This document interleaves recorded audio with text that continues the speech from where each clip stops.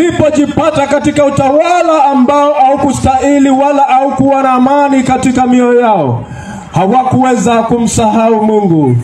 Asubuhi waliishi wakijua kuna Mungu, mchana waliishi wakijua kuna Mungu, usiku walilala wakijua kuna Mungu.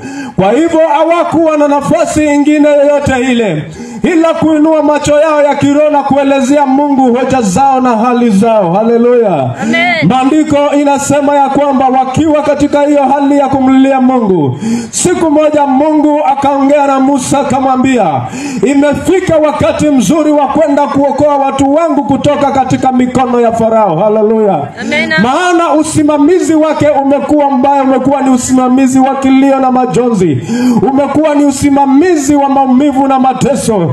Mungu akamwambia Musa, hakika nimesikia kilio cha wana wangu walioko Misri, nami nimeshuka ili niweze kuwaokoa katika mateka haya. Haleluya. Amen. Muda wote wameishi katika mateka. Asubuhi waliamuka wakifanya kazi ngumu yenye mateso. Hawangeweza kulia mchana machozi yao yaonekane, lakini usiku ukifika wako na machungu na wako na mambo yanayowatabisha katika mioyo yao. Usimamizi mbaya ambao ulitawala mawazo na mioyo yao.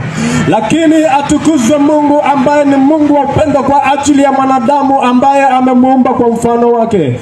Jambo lolote ambalo mwanadamu analolipitia la kumuumiza, Mungu uwanga amepatiana muda wa kujitambulisha na kujidhihirisha.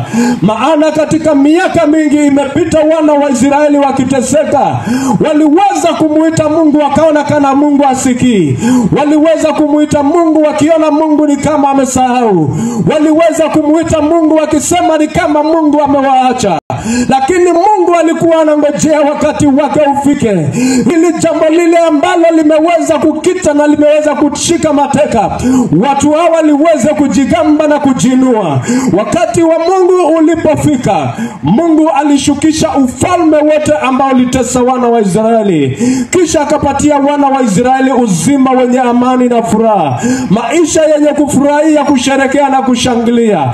Mungu anasema, nimeandaa mahali pazuri pa kupeleka wana wa Israeli ambao wameshikwa mateka katika mji wa Misri. Haleluya. Amen. Na Mungu alipoandaa wakati huo, na akiwa ameandaa mahali pema, ilipofikia wakati wa kuwatoa na kuwafikisha mahali alipokusudia, hakuna yeyote mwingine aliyekusudia ama aliyejaribu kufuata na kaweza kuwazuia wasiingie.